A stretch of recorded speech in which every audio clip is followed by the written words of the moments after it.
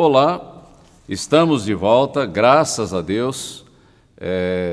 Estamos no Célula Online e hoje nós vamos ver o estudo de número 18, dentro de uma série longa a respeito do discípulo de Cristo, um chamado para um compromisso de vida, um compromisso integral. É esse o assunto que nós estamos desenvolvendo por partes.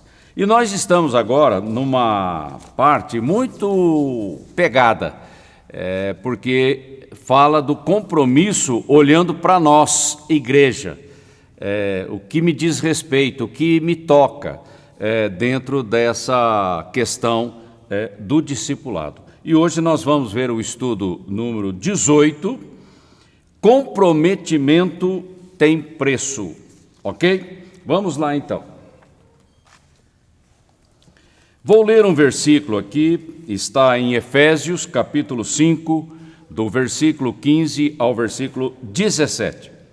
Portanto, tenham cuidado com a maneira como vocês vivem.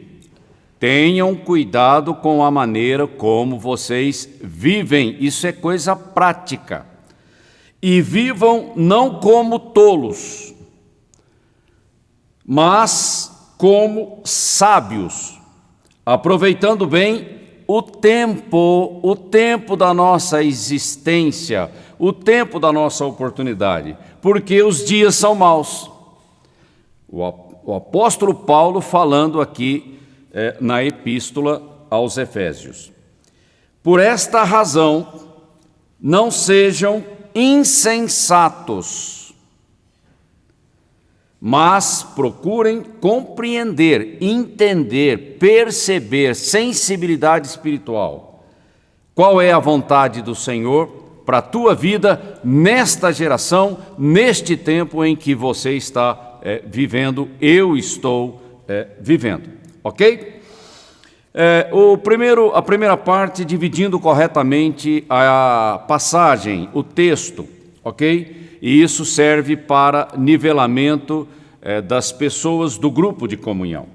E é uma discussão que deve ser feita lá no grupo de comunhão. E todos devem participar. Primeiro ponto nesse tópico. A maneira como organizamos a nossa vida tem implicação para servir a Deus? É de qualquer jeito ou isso tem que mexer na minha agenda, na minha vida pessoal, nas minhas prioridades, na administração do tempo, dos recursos, no desenvolvimento das habilidades? Isso tem implicação, então o grupo deve discutir esse ponto específico. Segundo, maximizar o tempo da nossa vida para os propósitos de Deus. Isto tem custo e tem implicações? Maximizar, ou seja, resultados maiores e melhores. Isso é excelência, isso é zelo, e isso tem custo. Então fica aí para o grupo discutir. Não tem nenhuma referência bíblica, é um assunto que ficou em aberto para o grupo de comunhão. Terceiro ponto, quanto maior a dificuldade do tempo presente, aqui fala de pressão, de temperatura, maior deve ser o esforço? Fica aí para o grupo discutir. Quanto maior a dificuldade, maior a exigência, não é mesmo? É uma conclusão lógica. Outro ponto, insensatez tem a ver com a administração do tempo e as prioridades estabelecidas, porque aqui ele fala para aproveitar bem o tempo, remir o tempo, maximizar o uso do tempo. Tempo é uma oportunidade de Deus para mim, é a graça que Deus me concede, e isso tem prazo de validade, e eu não posso ficar assim, deixando correr, porque o relógio não para, e o tempo da minha oportunidade passa, e passa rapidamente. Então, essa questão da administração do tempo tem a ver com as prioridades que eu estabeleço, não é? E como eu organizo a minha vida em função do tempo que eu tenho. Isso é feito de forma intencional, planejada, ok? Mas fica aí para o grupo discutir. E por último, qual a relação entre compreender a vontade do Senhor e as profecias bíblicas? Qual a relação, qual o link que eu devo fazer entre esses dois campos?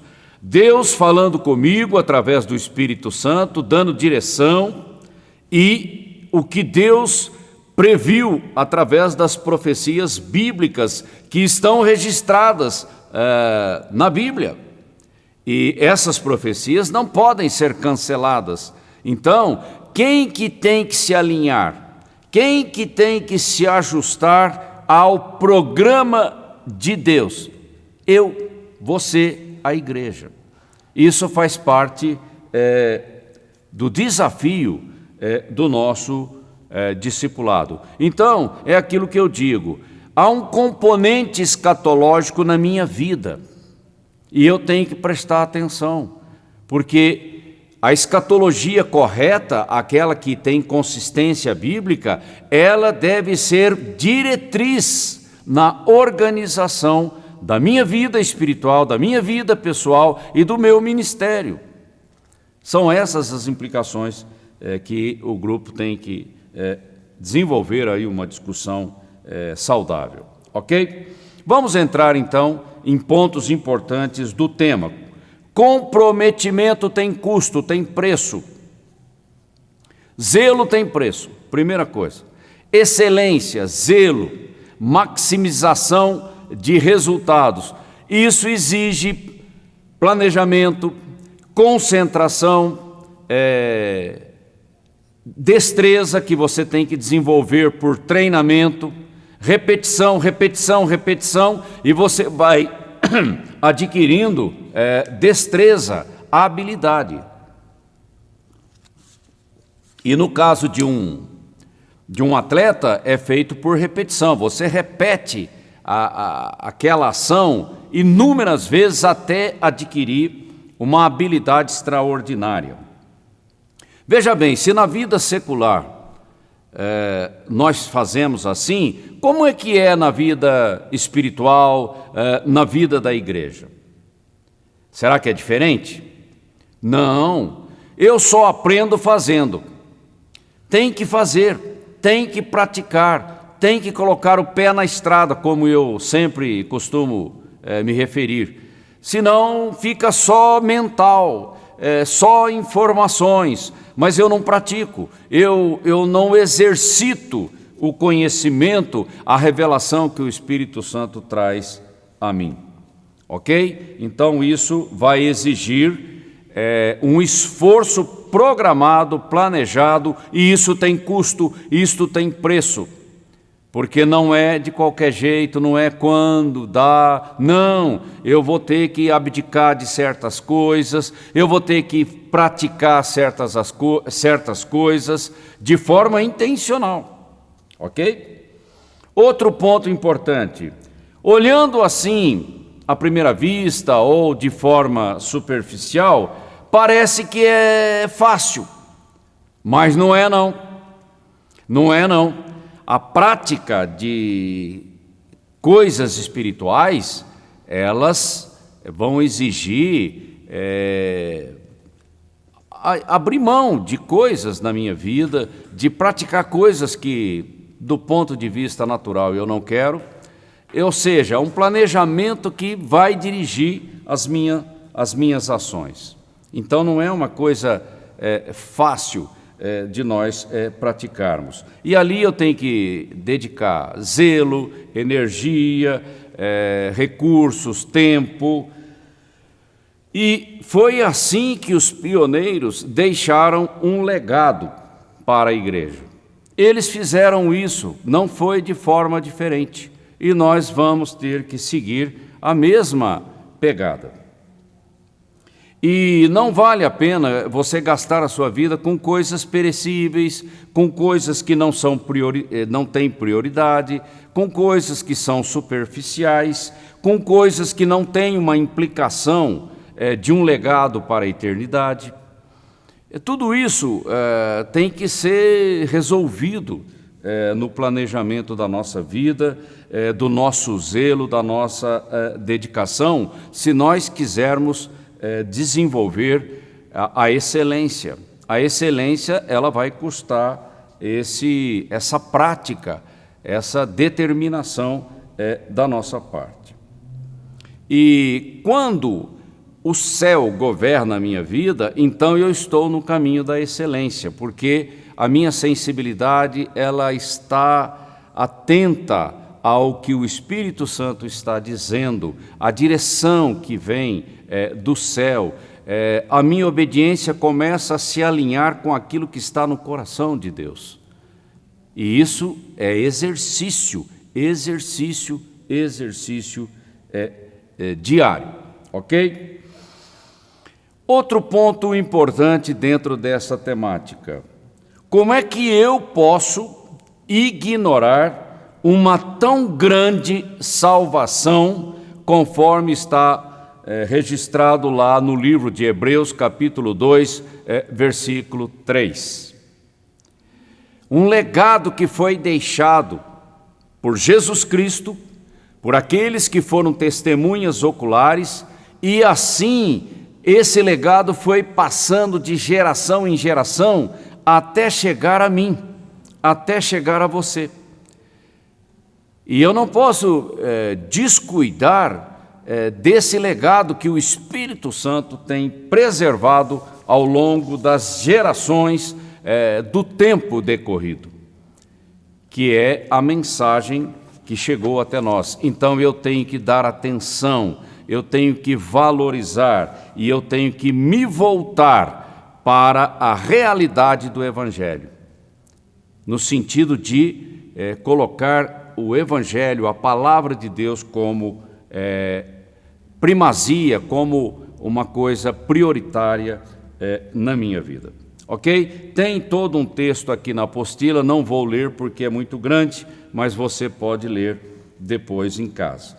Outro ponto importante aqui também: e quanto a nós, de onde vem a aridez espiritual? A aridez, a gente já tem falado aqui na CCA, é ausência de frutos, é ausência de resultados. E quando resultados não vêm na minha vida, está faltando comunhão, está faltando intimidade, está faltando um alinhamento com o Senhor da minha vida, ok? Porque Deus é poderoso para fazer muito mais do que nós pensamos ou imaginamos. Mas quando o resultado não aparece, aí vem a aridez na nossa vida cristã, no nosso ministério, no nosso servir a Deus, e aí a gente tem que começar a prestar atenção qual é o motivo que tem levado a essa aridez espiritual. Aonde você perde a conexão, você perde a unção, e sem a unção, sem o mover do Espírito Santo através da minha vida, como é que o fruto pode aparecer? Aí é uma questão bem simples, de lógica direta, que a gente não pode ignorar. E isso acaba perturbando a nossa vida no seguinte sentido: uma tão grande salvação, uma tão grande mensagem para pregar, um Senhor tão maravilhoso e tão poderoso, e um resultado xoxo na nossa vida.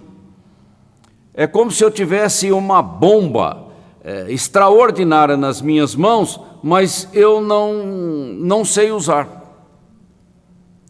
E aí fica uma coisa constrangedora para nós em termos de resultado, porque o resultado mostra a presença manifesta do Senhor na nossa vida e através da nossa vida. E quanto nós temos dedicado à causa do Evangelho? Na profissão, no estudo, nos empreendimentos, a gente se dedica muito. E o que sobra para o Senhor Jesus Cristo? Aí que vem o constrangimento na nossa vida. Nós não podemos dar o que sobra para o Senhor, né? E nós não podemos começar uma obra servindo a Deus e ficando pelo caminho, pela metade, não concluindo aquilo que o Senhor colocou como desafio na nossa vida. Então, está faltando preparação, está faltando conexão, está faltando intimidade, está faltando direção, está faltando uma busca intensa, você se prostrar diante de Deus em oração, em consagração, para que Ele se mova através da sua vida. E quando eu deixo de me dedicar ao Senhor, é como se eu estivesse preguiçoso espiritualmente. Não quero pagar o preço, não quero desenvolver aquele treinamento intensivo que nós precisamos para operar na casa de Deus, que é a igreja local. Porque o atleta faz isso para receber um prêmio, e nós fazemos isso para receber uma recompensa celestial e deixar um legado aqui na terra. E todos nós somos responsáveis por aquilo que o Senhor tem para fazer através da nossa vida. Mas qual tem sido a minha resposta, a minha reação?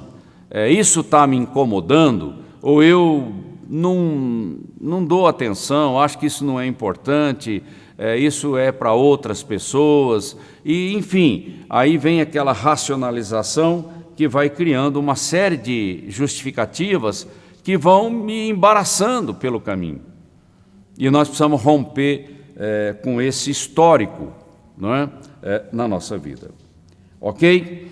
Preguiça espiritual não leva ninguém a lugar algum, porque excelência, zelo tem preço, e o preço é voluntário, é feito de forma intencional, planejada da minha parte. Ok? Vamos para a aplicação pessoal e assim nós estaremos encerrando o nosso estudo de hoje. Bom, qual é a minha reação a tudo isso? Eu tenho ouvido muitas coisas, e qual tem sido a minha resposta? Eu estou sensibilizado, quebrantado por aquilo que o Espírito Santo está falando, ou eu estou indiferente, procrastinando, deixando para depois? Qual tem sido a minha resposta ao clamor do Espírito, porque o Espírito Santo o tempo todo está falando à igreja.